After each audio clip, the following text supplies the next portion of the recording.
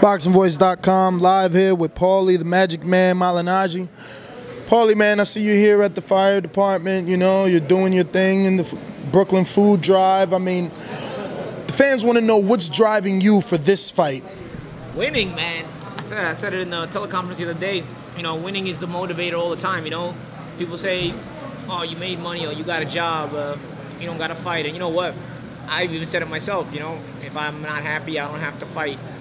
But the competitive nature that I have deep within me always spurns me. I want to beat everybody at anything I do. So if I agree to do something, I want to win. I want to be the best at it. So, you know, if I'm back in the saddle and training for a big fight, I'm here to win it, man. I'm in it to win it. And I've always been in it to win it. You know, you never see me half-ass it or pack it in. And you never will see that because I got too much pride for that. So, you know, winning is a big motivator.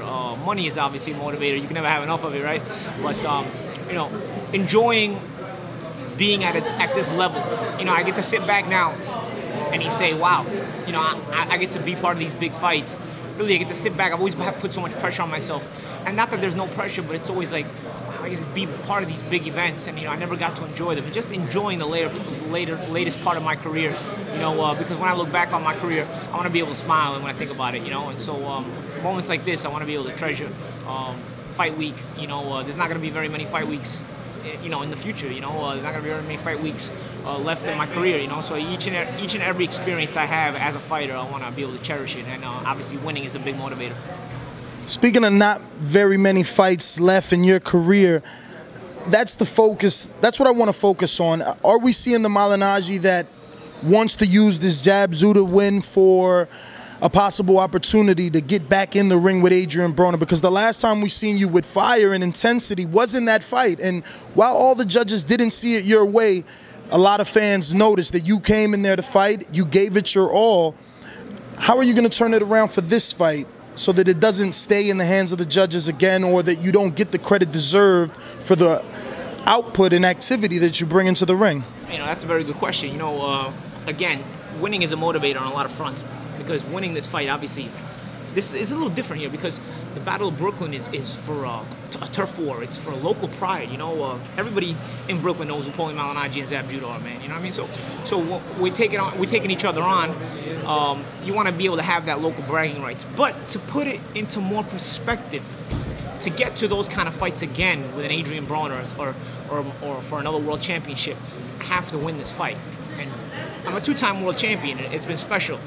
But if I could be a three-time world champion, you know, you got to keep reaching for what you don't have. You know what? I can't reach to be a two-time champion because I've already accomplished it. I got to reach now to be a three-time world champion. You know, and opportunities like that can't come my way if I don't win the fight. So, you know, if I'm here, I give it my all. Like I said, I don't pack it in, and the goal is to win and keep winning and be at the top again. Now, ever since you made the transition to Eric Brown, we've definitely seen a new Malignaggi, a more active Malignaggi, and even aggressive. Going into this fight, you and Zav both are in the 70th percentile of throwing jabs. So what are you going to do differently to mix it up so it's not a jab fest? Well, you know, what you got to do when somebody has a good weapon, you know, you got to be leery of it, but you also have to know how to handle it. You know, I think we're prepared for Zab's best weapons, and one of Zab's best weapons is his jab, you know. So you'll see the preparations we've made on Saturday night. I can't give it to you now, man, because, you know, who knows? He might show up here and be like, yo, Paulie told me he's going to do this, to this, and this. But on Saturday, you know, we've prepared well. I'm very confident in our game plan, and I'm very confident in the preparation we've done. I'm very happy with it. So Saturday night, you know, Zab has fight-ending power. You always want to be leery of that, but at the end of the day, I think we have a good game plan in place. Do you think that you're the cat in this fight that has more lives? Both of you guys are veterans, but do you feel the fresher veteran of the two? You know, it's funny. We've both been in a lot of big fights, a lot of tough fights, you know. And people say, man, you know, these guys just won't pack it in. These guys keep, you know, we have the 9 lives. I think both of our careers are an example at stubbornness and it's another word I'm looking for. You know, basically not wanting to give in. You know, I think can be rewarded.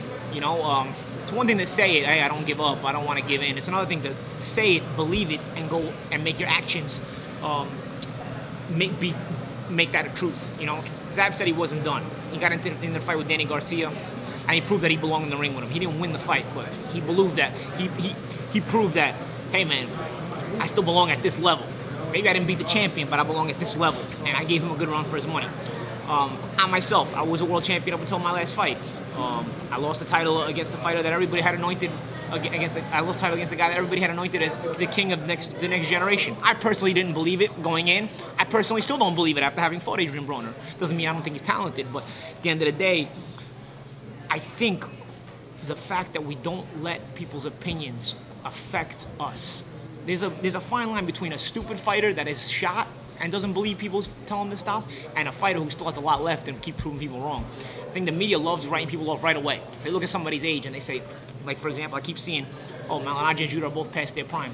They both haven't looked so good, but in reality, I may be past my prime, but have I ever had a better 3-year run in my career than these past 3 years? I don't think I have. You know what I mean? Aside from the early part of my career, but I wasn't fighting the killers I've been fighting. So, you know, my recent 3-year run of form has shown that I'm probably not past it. Maybe I'm past my best years, but what the difference is now from the past, I'm maximizing. I'm getting 100% of what I have left, as opposed to in my prime years.